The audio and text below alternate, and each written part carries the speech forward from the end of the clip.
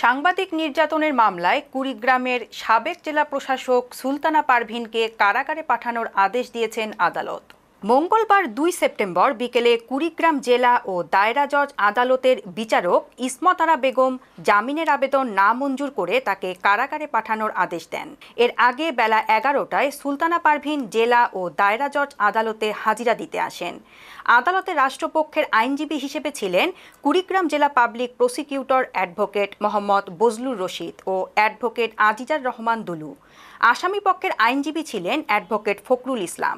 উল্লেখ্য, প্রশাসনের একটি পুকুরের নামকরণ নিয়ে সংবাদ প্রকাশ ও নানা অনিয়ম বিষয়ে অনুসন্ধানী প্রতিবেদন করায় ২০২০ সালের ১৩ মার্চ দিবাগত মধ্যরাতে সাংবাদিক আরিফুল ইসলাম রিগানের বাসায় অভিযান চালানো হয়। তাকে চোখ বেঁধে তুলে নিয়ে ক্রসফায়ারের হুমকি দেওয়া হয়। ডিসি অফিসে এনে নির্মম নির্যাতন করেন জেলা প্রশাসনের তৎকালীন আরডিসি নাজিম উদ্দিন, এনডিসি রাহাতুল ইসলাম ও নির্বাহী ম্যাজিস্ট্রেট রিন্টু বিকাশ চাকমা।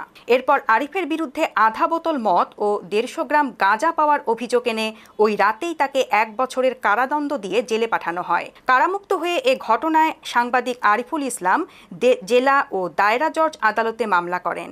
৫ বছর ধরে চলছে এই মামলা। সম্প্রতি সাবেক জেলা প্রশাসক হাইকোর্ট থেকে জামিন পেলেও স্থায়ী জামিনের জন্য মঙ্গলবার দুপুরে জেলা ও দায়রা জজ আদালতে আসেন।